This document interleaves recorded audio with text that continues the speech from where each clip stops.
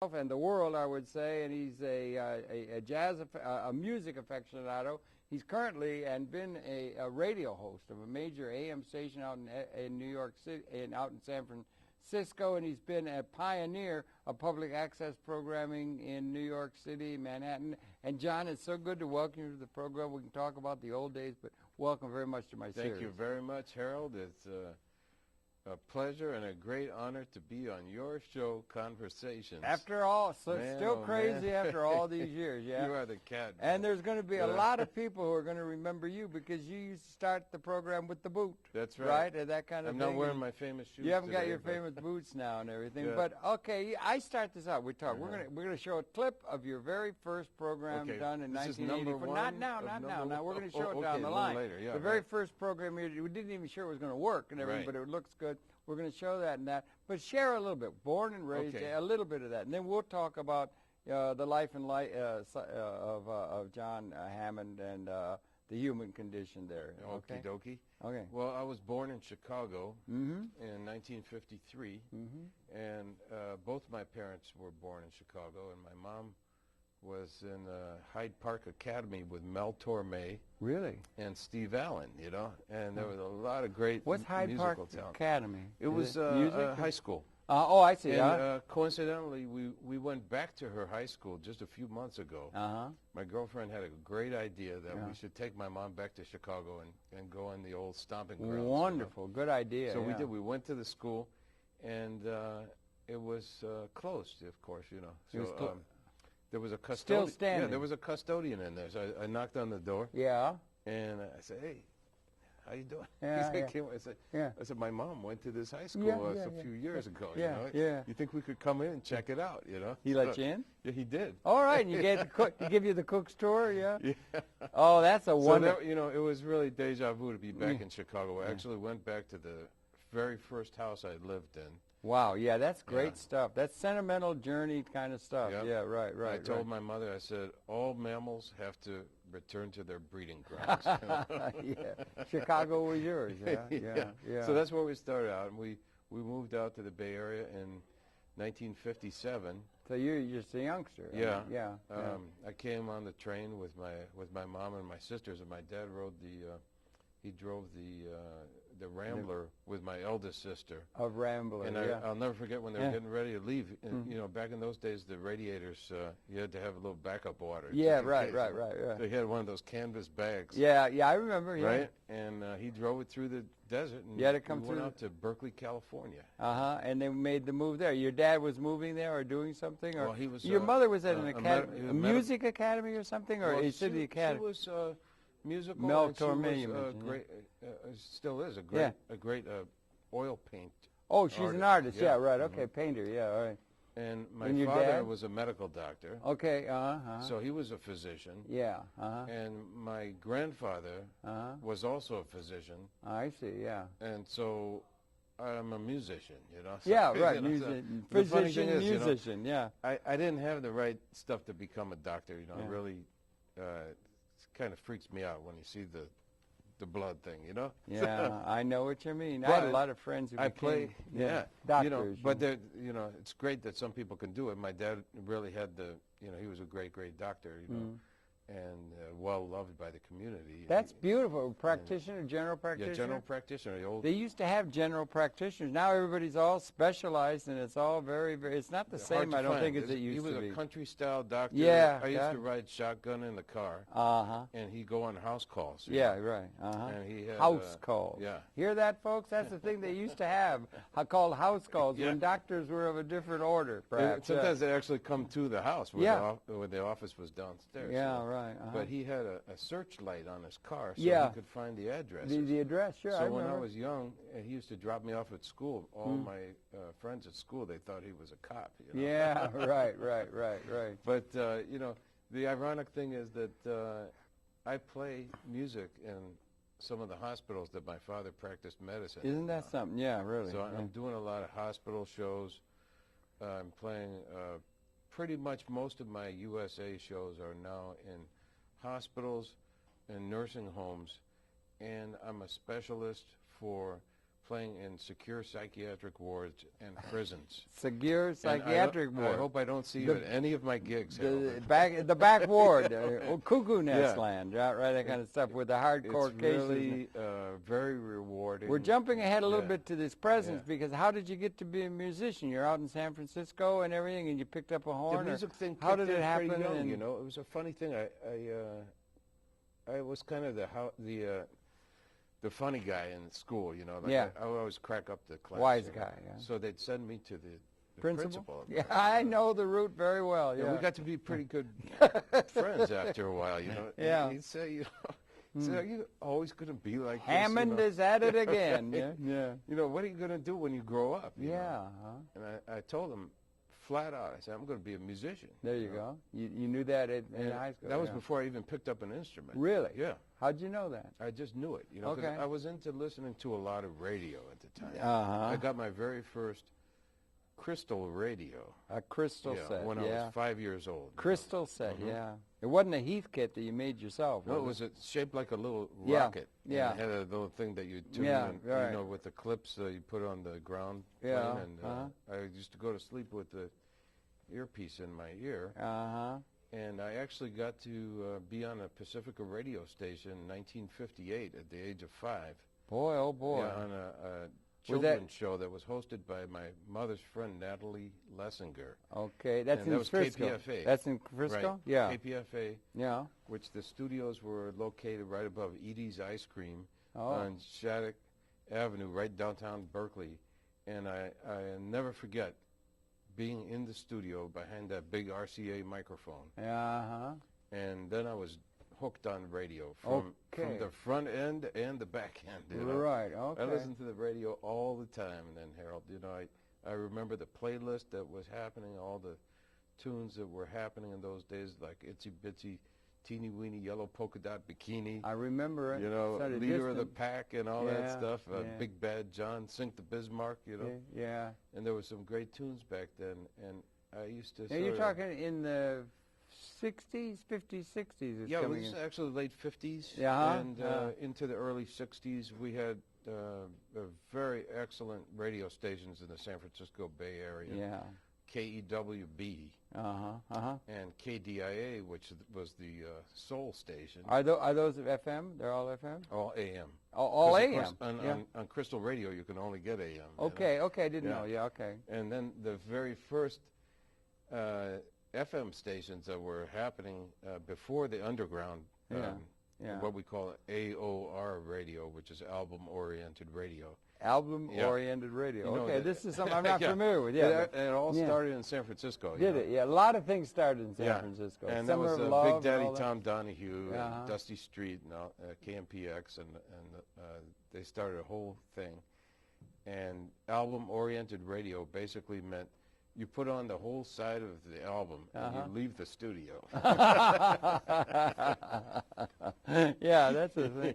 I had a friend of mine who was great. I don't know if you knew Alan Epstein. We could hit on Alan was great. I mean, he would go a mile for an image. I mean, he was really great as an artist. But a friend of Marshall Pfeffer is a friend. He was a real good. He would design, the artist and everything. But he was so taken with the music of the late 50s. He said, I thought it was a magic time. And he used to go around town with a little recording machine, and he would be getting groups on the corner, doo-wop or a cappella singing. Wow. People were singing it on the corners, and it was like just fantastic stuff that he got. He's got reels and reels of people that he just picked up off the streets almost in New York City because there was so much of this music. Harmonizing guys, you know, coming out, you know what I mean?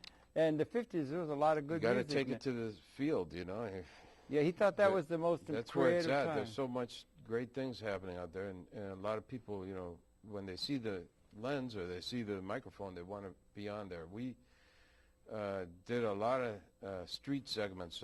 You know, my cable TV show started here in New York. We ought to say that because we got an example of the very first one that you aired on Manhattan's cable system. Right. It went on the air on, of course, it was at that time it was MCTV, which stood for Manhattan Cable TV. We're over on East 23rd Street. Yeah, right. Upstairs, and you're one of the original cats. So Oh, you know Lord, yeah, Wanda yeah, Sanchez and everybody Wanda, from the old yeah, I remember her. scene there, and Jim Claddock. And Jim Claddock was next door. He set up shop right next door. Right. I can remember the first day he was set up there on that thing, Metro Access, Yeah. right? It was right next door. It had a wire coming He's through. one of the early guys, and Yeah. our show came on late Friday nights, directly before Robin Bird's show. Yeah, Robin Bird was Yeah. on Manhattan then? Yeah, she was on. Well, of course, we didn't even have numbers on the Yeah, dial. Channel then. J we were on and- Channel C and Channel J. That's was right. The least yeah. And there was access. a D, I think, And also. we were yeah. also on the least access for a while. Mhm. However, we put ourselves in the poorhouse. Mhm. But it was a wonderful experiment. Was Robin always on the lease? Was she always on the Well, she lease? or started out on Channel C. She started yeah, on C. Okay, because she's one. Yeah. she came on at 2 a.m. Friday nights, which was Saturday morning. Do you remember actually, Coca but- Crystal? Yeah, sure. I know Coca Coca, Crystal yeah. was great, man. I don't know She where she is. was. I think she's upstate somewhere now. She Those was are one of the early originals. pioneers of cable. And you started out in radio, right? And Well, you went through the educational thing. Did you go to I college? was a guest on many programs, but I never had my own regular radio Right. gig until this is the third year of my show on KYOU and KYCY. Yeah, out in congrats. San We'll get to Francisco. that. Don't worry. We're going to get to that. But I want to get back. Did you go to university and all that sort of thing, or did you sort of just? Well, and I when did- did you I- pick? I did go and to are you a music school. musician? Yeah. You play as well as a DJ or, Yeah. or a radio host. First and foremost, I'm a musician. What's your major For instrument? A long time. I started out as an accordionist, and I'm still an accordionist. An accordion. Yeah. And actually, I was the national junior jazz champion in 1966. at the Jazz age of 13. accordion? Yeah. Usually jazz isn't associated with Well, the you know, accordion. of course, Art Van Dam. Yeah, that's true. Right? Yeah, right. And yeah. Dick Contino. Yeah, that's true. you know, You're right. You're right? right. You're right. It's So there were some cats, you know. So, but you know, it was a small. yeah. You know, like I decided a long time ago, I'd rather be a big fish in a small pond, you know. You'd rather So- be a big but fish in a the small- old days, there was a lot of accordionists because, you know, Harold, remember back in the It was early Lawrence 60s. Welk. Lawrence Yeah, well, Welk. was Lawrence an Welk, accordion. That's the way a lot of people think he of the had Myron accordion. Florin, who was a wonderful accordionist. Yeah. But the problem there was really a big public relations What they were playing, problem, you maybe. know. It was a major public relations problem for the instrument because Yes, it's got the wrong rep, right? You need a Because, you you need know, a better brand you know, image, right? I really if you're a enjoyed- jazz or I accordion. saw the Lawrence Welk show Yeah. live, you know, at Yeah, Harrah's right. in Reno when I Yeah. was a kid. It was Uh-huh. a great show, you know. Yeah, yeah, yeah. But because of Lawrence Welk, Yes. the instrument became pigeonholed into the polka thing. you know? Yes. Well, it is Yeah. good for the polka. Yeah, you yeah, know, yeah. And there are a lot of great polka people, and you know, it's great music. You ever- but it's you ever- not you my ever- thing, you know. But I was taking it into jazz and blues at an early age, you know. Okay. So I had a really beautiful custom-made accordion that Yeah, had okay. electric pickups on it, Yeah. so I could plug it into. How the did amp. you get to the accordion?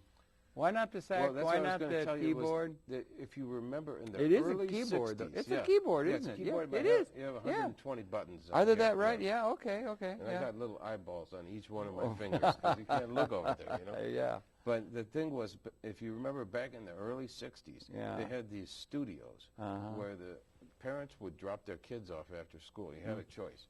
You either do tap dancing Tap dance. Yeah. or accordion lessons. Oh, right? really? Is that no? So I said, well, the tap dancing, that's out for me, you know. Tap So dancing. I'll take can- the accordion, you know. Yeah, but tap dancing isn't so bad. Yeah, but man. for me, I got two Yeah. lead feet, you know. You do? Oh. Very nimble with the hands. You see the program they got on HBO now about the penguin?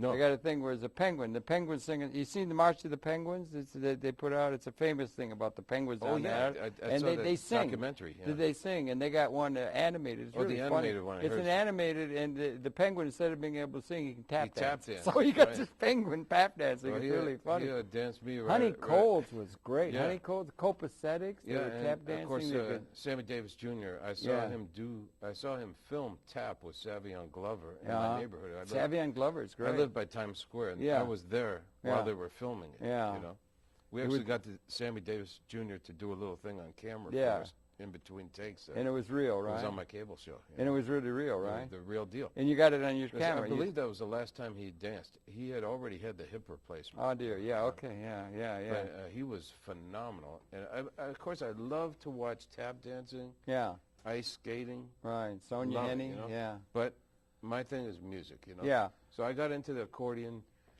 I used to go to accordion festivals where they'd have these competitions, and you compete in different categories. Yeah. And there was an accordion band. I was in an accordion band. Yeah. And there's an accordion band? Oh, yeah. All accordions? They have special accordions that all they do is play bass notes. No kidding. Oh, yeah, is that those right? Are gas, I'll be damned. I didn't know that. And then we had the quartet category, and then we had trios, and then we had duos, and then there was different categories for the solo artist. Yeah. I went into the jazz thing. You were going toward jazz and very early. Yeah, you picked up on jazz early and everything. Yeah.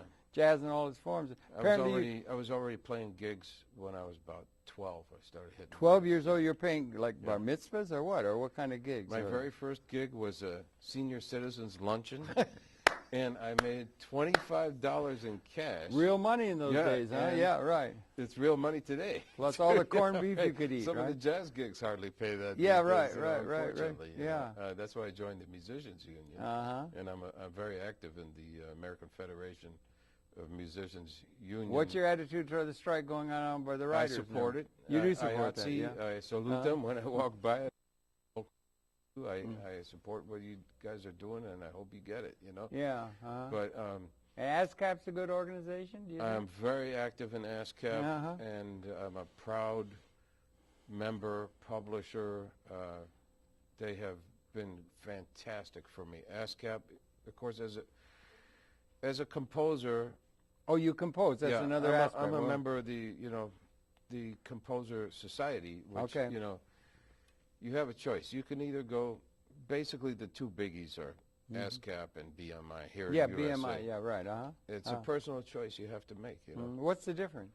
Well, the BMI was actually formed by the broadcasters. Okay. And the original concept was they didn't want to have to pay all the cats, So right, I think that's probably part of the American scene. So or isn't the it world funny scene. that musicians would join BMI? But traditionally, some of the most revered musicians were BMI artists. Okay. Like for instance, John Coltrane. Not I know bad. people who joined BMI just on the basis of the fact that Coltrane was BMI. He was huge, right? yeah. But I joined ASCAP, and I'll never forget the day that I was indoctrinated into ASCAP. Is it indoctrinated? Yeah, Marcy Inducted. Drexler. Yeah, Marcy Drexler. She inducted me, and we took photos together, shaking hands. Major event. She told me, "Welcome to the ASCAP family." And it was of musicians. Time for me. I'll never forget okay, that, fine. Good enough, because, yeah. I had been involved in broadcasting for some years at that point, and my music has been borrowed, on many occasions. I'm shocked. Yeah. A piece of music has been borrowed by somebody else. I call it borrowed. Yes, you're borrowed. They can take anything they want from me, Harold, but they really can't take my music because I'm the source, Yeah, right. And I believe that, But usually they got some sort of things about, money matters that are mattering there, that somebody creates something. Well, but I see both sides of the coin because, there's a whole thing brewing now with the digiral rights, Absolutely, and, the podcast thing, I'm involved in podcasting too, and the rights thing, and I'm an ASCAP member. Right. And ASCAP is very a proud strict. ASCAP member. Proud ASCAP, right? Yeah. And the deal is that also because of my history as a longtime public access producer and host, I believe that Welcome home. Thank you. Yeah. And I got to say, Harold, thank you for having me here in the studio. No, because, isn't it great? Yeah, this is the first time I ever did a show in the studio. Yeah, I know. Yeah. Normally, I carefully craft my shows. Yeah. On my own equipment, I bring them in edited, and they know me very well at the glass window. Right, there, you're you dropping know. the tapes off here for because Yeah, you still got the show on you them. know, Got the envelope. I get you got the envelope with the labels. Right. you know, you put them on the tapes. Good for you. You've been doing it since how long? 1984. We went on the air February 2nd in 1984. And we have, maybe it's the time. I want to get over to the composition and everything. Maybe we got a clip, okay? Okay. And I want to set this one up a little bit because here it is, what was the date? February 2nd, 1984. February Friday night. Friday night, February 2nd. Saturday morning, because Saturday morning was late Friday late night. Yeah, we got that. That's a tricky in the thing. morning. But it was the first time you ever put a program on public access. That was it. And you've been playing since 1984. I Yeah, mean, I'm putting programs that's when on. we started. That was number one of number one. And you were working then with Laurie Friedman. Laurie Friedman, a real creative. And Barry Finnerty, Finnerty, guitarist, and we formed a creative cooperation called Backbeat Productions. Backbeat, I remember that. And you came and you came in today with me. You got an old tape that was from the very first show we ever did. We didn't even know if it would play back. It was so old. We didn't know it was going to play back, an old VHS tape. And this is like gonna take a sentimental journey, right? Go back to that now. And so we're going to play that, and we're going to play. We're going to even play a little bit of the countdown. And then what it is, it's got some really good graphics, and we're going to play 4, 5, 6 minutes of that. And we're talking now with Jon Hammond, a legend, as it were, in radio broadcasting. We've got to get to. He's a composer. We haven't gotten to that yet. My voice on this voiceover, I told you just before we started rolling, I actually did the voiceover on my way to the airport in a Walkman. You mean the actual voiceover that's on the tape? Yeah, because I was traveling a lot at the time, and we did all the graphics and the music and everything, but I had to do the voiceover. And in those days, we didn't have great microphones and all that stuff. So you'll hear a few peas popping there. You find a few peas popping or a few horns honking or something in the background down the Van Wyck Wyck Highway. The one that Highway. put us on the map, and we had a lot of fun. And I'll never forget when it came back over the TV. I was sitting there, I just about fell out of the chair. Yeah, the first time it ever appeared on the TV. You had made the transition. You'd been doing radio before that. Okay, and we're going to come back to that. So why don't we set that up in the booth and run that tape? I guess it goes for a few 5 minutes or so. Number one, the Jon Hammond Show, MCTV, Channel C. All right, so set that up and run that now then, please. Thank you.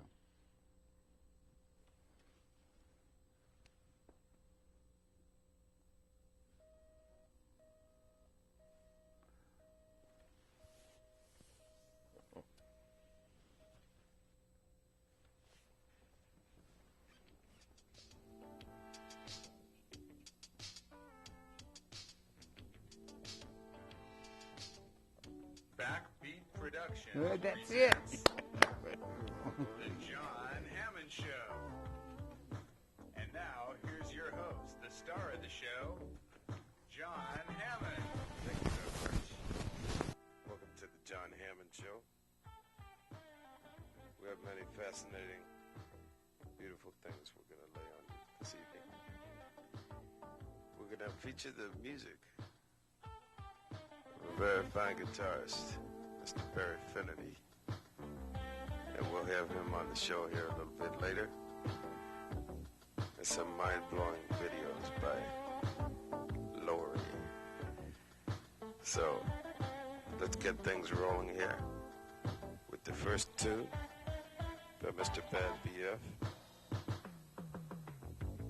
This tune is entitled Funk in A.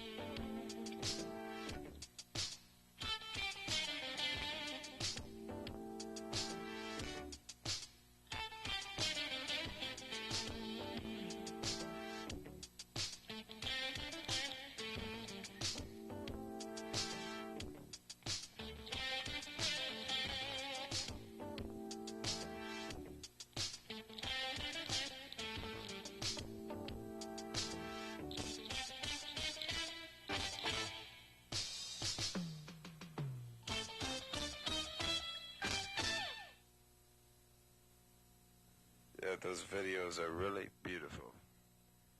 How about that beautiful stuff by Lori? Some special effects. They're blowing your way out there. We're taking complete control of your television sets for this little 28-minute pack here. So, don't touch your dials. We got some fabulous stuff coming up here. And we do have something coming right up here. It's called Crazy Talk. Tells a little story about some people down in L.A. way. Here we go.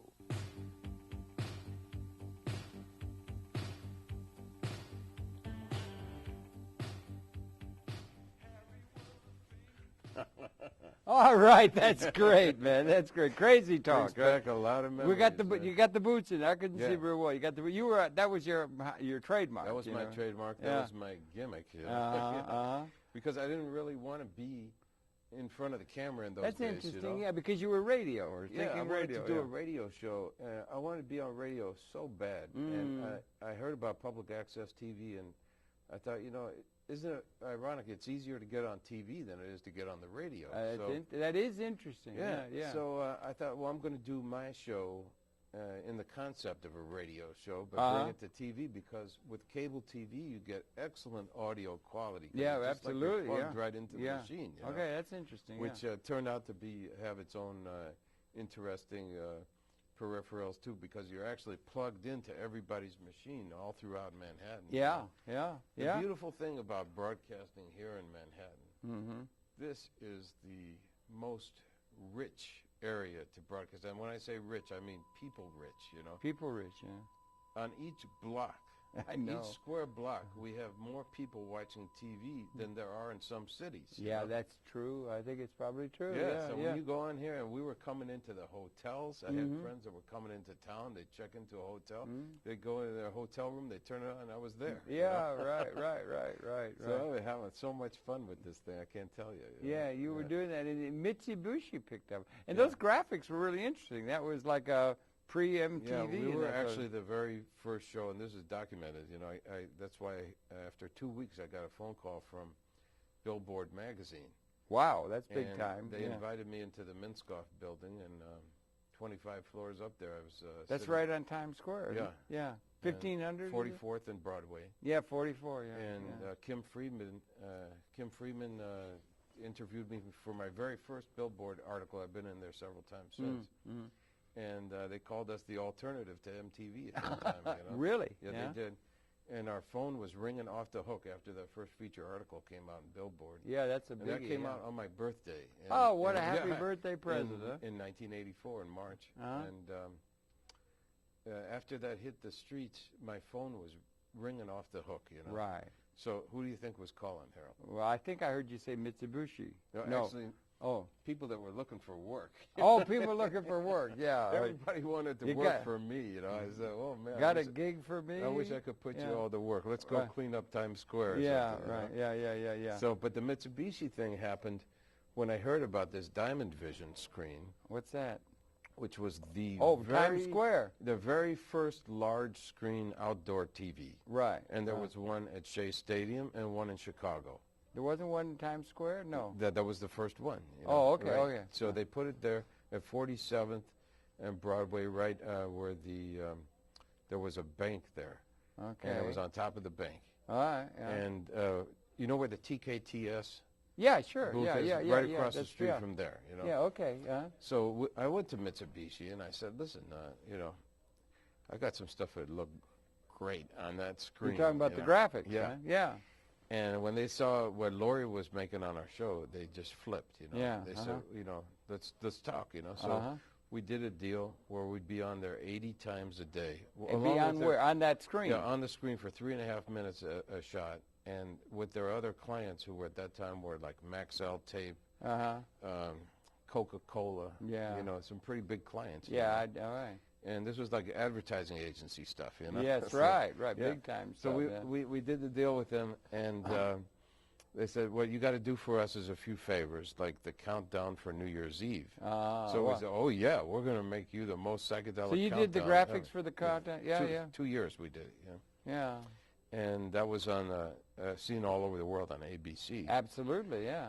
Dick Clark? Dick Clark, We're doing it then, yeah. And we were, there was only one big, large screen TV at the time. That was before the Sony Jumbotron or anything, So we went on there, and by that time I had been on cable MCTV for a few years. That was 1985 when we went on there. And you were doing it weekly? Or what? Well, the screen was on every day. No, I'm sorry. I was talking about I was on like twice a week. Twice a week? Yeah, twice a week. That's a lot. Half hour it was? Or yeah, 29 minutes it 29 was in those minutes days, used to be, right.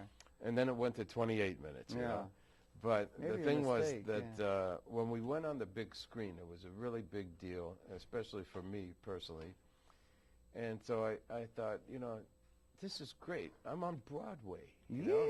Like, let's have a press the Great conference. White Way, you know? yes, right. So I called up all these press cats, you know. And I had a few press connections, you know. Yeah. I said, listen, we're having a press conference in Times Square. We're going to do this thing on the Mitsubishi Diamond Vision screen, you know. So I thought, well, it's a press conference, but it's also a party for me, you know. Yeah, so right. I want to serve champagne at this thing. So I didn't have a lot of dough, you know. But I went to this liquor store. I knew the cat there. I said, listen, got a lot of what's the cheapest champagne you got, you know? He said, listen, we got this stuff in the back room. It's you know? called like, cheap. Yeah, right out of the still, or whatever. I said, okay, I'll take a couple of cases of that. I don't know how much it was, like, I don't know, maybe $5 a bottle or something. And I have these wheels. Like Ripple wine. Yeah. But it was technically, it was called champagne. Anyway, I bought a bunch of styrofoam cups, you know, and I have these wheels that I move all my heavy gear around. Yeah, right. Which I got to give my people a plug, by the way. Yeah. Car to bag. Makes the best wheels. UPS, FedEx uses them. That's what I use to move my instruments around. Okay, yeah.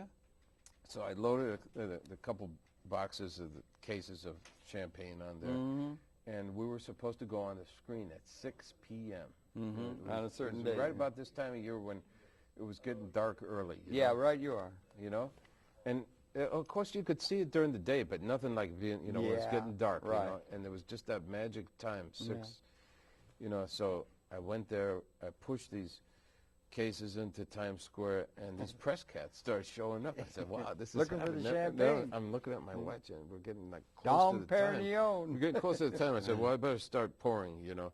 So I started passing out these styrofoam cups. I'm thinking, if they don't put my thing on at 6 p.m., I'm going to look kind of stupid, but everybody will be a little bit drunk. So so that'll help. Yeah, it always helps. So I started pouring. I don't know if you've ever tried to pour an entire case of champagne. It'd be hard. It's a lot of pours. It's so bubbly, Finally, I just started handing out the bottles right? and the cups and everything. We had a huge crowd there, you know. And did it come up on the screen? At 6 p.m. It came up, boom. Yeah. How did it look? It looked incredible. They showed your graphics, right? Or Laurie's graphics, right? Yeah. And it was really wild. And then at the very end, it said, watch the Jon Hammond Show Friday nights on Channel C. On the Great White Way, huh? Well, good for you. It's a plug for public access, right? It was a good plug for public access TV as an institution. It's a beautiful thing, folks. Yeah, it is. One thing I got to say, Harold is a big activist in the public access TV movement, you know? Yeah. If you don't use it, you will lose it. Okay, well, all right, yeah. You know, it's really up to the people to get on the airwaves, and this is it's for the people. You know? Yeah, isn't that great? Something for the people. Yeah, you know, a lot of people lose sight of it's even available, especially now today with YouTube and everything. I got a lot of things on YouTube and all. You do, okay, yeah. But things you put up yourself or other people? Yeah. You put them up, stuff from my TV show, old things, new things. I think it's great. Yeah, I mean, it's great. It's a beautiful thing what we can do on the internet. In a way, it's kind of like a big public access TV. Absolutely. But there's like so much stuff out there. But the thing is, cable access is really a great thing because the money is allocated from the subscribers. Right. And it was legislation. So it's possible to do what would be, if you were in the business world, would have to be a business. It would have to be big investments and everything, and that institutional layer makes it possible for citizens, without having to become a big-time business cat or a big mover and shaker in the media world or something, to put it on, which keeps people away. So it's a thing like Hyde Park Corner and makes it available to the people. They're putting it back in. giving it back to the people. Training people here, you know. I've been to training here. One of my instructors was Jay Dedman. Yeah, you know Jay, you say you were just in touch with Jay, right? I just heard from Jay. He just got back from Cambodia. Okay. With his wife, who he met. With Ryan. Here in New York. Yeah, I remember. They are great people. They went to Cambodia to teach these young kids in a sanctuary that they have there, where they rescue kids who've been trafficked and abused, sex and trafficking, sold, a lot of it. and out they're there, now in the sanctuary. And Jay and Ryan brought these little, God bless them, inexpensive video cameras. You can buy a decent video camera today for $50 or $60. Where? What kind? They're flash cameras. You go to Walgreens, you know, and they make a decent picture, you know. Really, huh? And they brought a pile of these cameras down to Cambodia. And you can make how long of a thing? Depending on, you have to put a card. tape, or what is it? It's a flash card. A flash card. Yeah. Oh, I see. So depending on the size of the card you put in there, yeah, but you're right. constantly offloading, you know. Yeah, right. You know, Harold knows. Back in the days when we started doing public access TV, to go into the field with a camera to take pictures, we had to carry back-breaking equipment. Tell me about there, it. I used to have to go with a 3/4 inch. The damn thing with the case and everything was probably 100 pounds. Right. I remember we did a program. We had a BVU 100. It didn't even play back in color. Played back. Oh, in the early one. Monochrome, you know. I got the use of about the 5th or 6th or 7th, not very near use of the Portapac, what came off the boat from Japan. Yeah, of course. Back around 1970. We knew all the same people at Video Central, MPCS. Yeah, Video Central, right, you know. right. Alan Epstein, he got in the thing. He made great images. He was really good on the image thing and everything. Like, a dear friend of mine and everything. Alan, we knew all those people. Rest in peace, Alan. He was one of the pioneers. He was a genius, and he could speak French fluently. He was, I think, the youngest ever graduate from Yale. And, he was wonderful. He was a great poet and all that. But, I mean, I couldn't agree with you more. Access is really, I happen to like television. It's a really great thing. Multimedia, you know, it helped put me on the map. You know, it's not about money, you know. It's about doing your thing and getting it out to the people. Could you say that again? It's not about money. Not about money. Yeah, because so much of the focus of human activity is about the money. And practically the whole world is structured that way. They get everything down, and now particularly with these market fundamentalist cats that are running things, it's just everything is put into money terms. But the really important human things are not involved in that realm. Right. The really important love, real honest to God, authentic communication and everything is not in that realm. In fact, it gets almost subverted when it gets into that realm, it seems to me, you know. And it's possible to do programming over here where you don't have to get into that negotiating. Here it's all about doing it. You know? Yeah, doing it, and doing it from the heart, doing it from what you really feel and all that. Seems idealistic, but it's probably cats like Richie Special, yeah, you know. He's great. You know, he's in yet now, This guy, talk about working after hours. I mean, he's here till the sun comes up. Gloria Messi's been here forever from the beginning, or from a long time, from MNN. But listen, there's so much we could talk about in that kind of stuff. But it opened a lot of doors for me. I mean, the thing I wanted to say, because you know, there are a lot of musician people out there who are trying to get their music out there. Sure. And so this was a great starting point for me really to get on the map in the Big Apple. And good. Yeah, and you were here. I didn't quite know how you got from San Francisco, but nevertheless, I'm going to that now. Yeah, I heard you say back there. It was easy. Boston, actually. Okay. Yeah, because I went to music school in Berklee College of Music, which is Berklee, Berklee, California, Berklee College of Music. Yeah, Berklee's good in Boston. Yeah. Excellent school. But I heard you say it was easier to get on cable than it was to get on the radio. It was, yeah. Now that's interesting because cable is now we've got about 3,000 of these, and there needs to be venues where it can be an expression of the human spirit that is just what they really feel, and so we need more venues of that sort of thing. And you're involved. This put me on the map, though. No doubt about it. Manhattan Cable TV, which morphed into Manhattan Neighborhood Network, and we have a bigger footprint now than we did in those days. In those days, I think we were just in the beginning. We were like 79th Street down to Battery Park, right? Yeah, it was divided. Yeah, we had teleprompters, Sterling, and then somehow Manhattan, we got up into the Bronx, you know. But now we got the RCN cable, so we're on other channels as well. Yeah, there's that.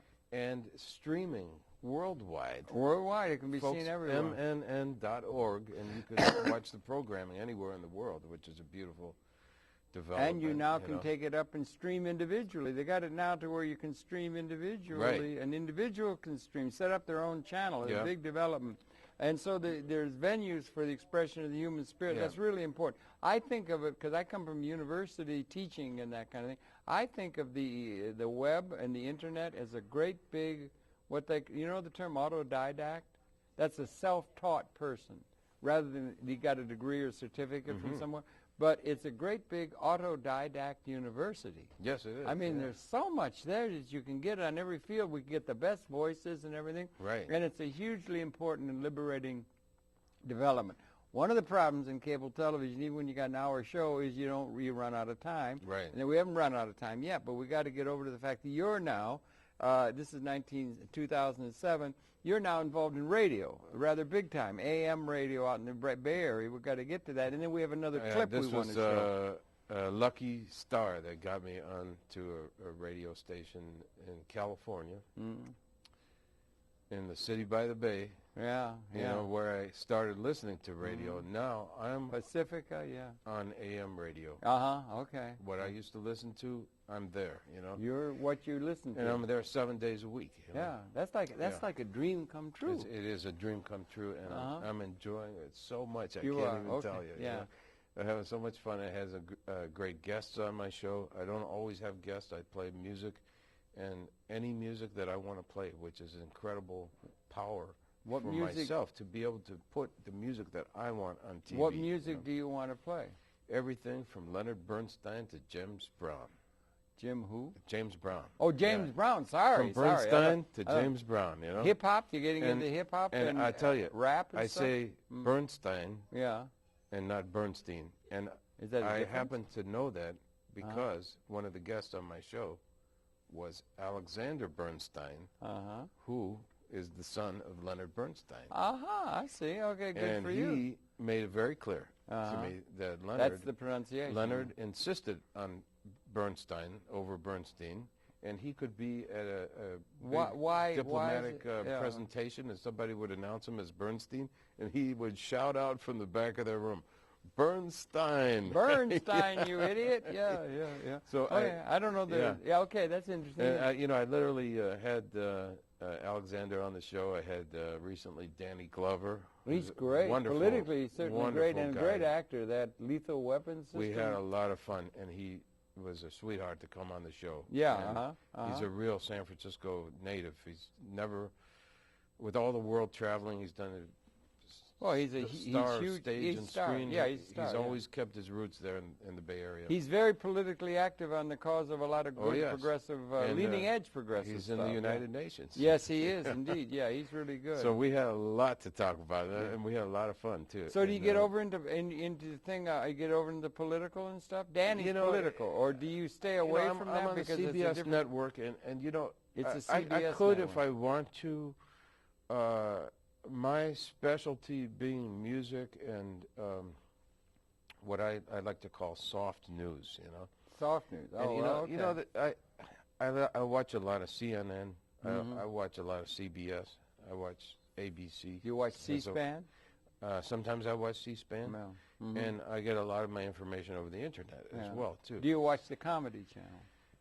I can't say that I do. Young people are watching the Comedy Channel. I think they are. You see, Colbert's book is now #1 on the best-selling list, right? I'm a big fan. I mean, he's a phenomenon. Saturday Night Live. Yeah. I'm very fortunate because some of the musicians I've played with over the years are in the Saturday Night Live band. Yeah, God bless them. I've been very fortunate. My friend Alex Foster, a longtime saxophonist for 20 years on the band. You know Ornette Coleman, right? I know Ornette. Yeah, he's a great guy, And Ornette is an incredible musician and philosopher and pioneer in his genre of music. Yeah. And he designs and makes his own clothes. Yeah, he always looks great, man. He's always well turned out, as they say, you know. And he's got a great sense of humor, and he's very, very smart. And I love how he always says about his mom, you know. He says, my mother, she always says, you don't have to tell me who you are. Yeah, right. He's always saying that. You know? Anyway, congratulations on getting that venue. Thank you very much. No, that's really good. This is our third year on 1550 AM, KYOU and KYCY on San Francisco.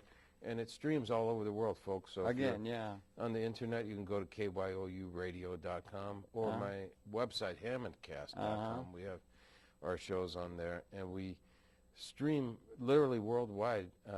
I was in China 4 times. Yeah.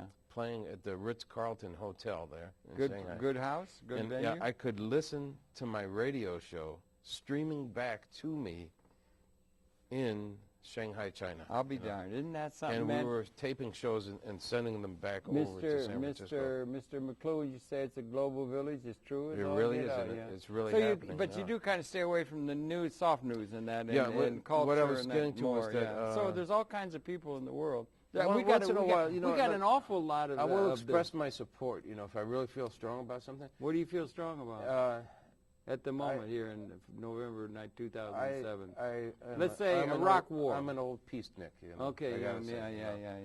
And isn't it? It sounds to me deja vu all over again. Mr. Vietnam again, huh? Yeah, and, it seems that way to me too. You know, I think that, you know, when in the old days when I was a very active Vietnam War protester, living in Berklee, California, and I found that the greatest way that I personally can affect some change is to play music with musicians around the world, and music with no words, instrumental music with no words, really? Okay. Because I feel that that's the only true it's international. Universal language. Yeah. And I've been very fortunate to go to Moscow, Russia. Okay. I've been to Czech Republic, to Prague 4 times. I was living in Europe for 6 years. Oh, really? And broadcasting over there. You were where? Where did you base yourself? My first city I lived in was Frankfurt. Oh, yeah, and I got my first break on RTL television. Yeah, I call that my good luck city. And then I moved to Paris, and I lived in Paris for a year.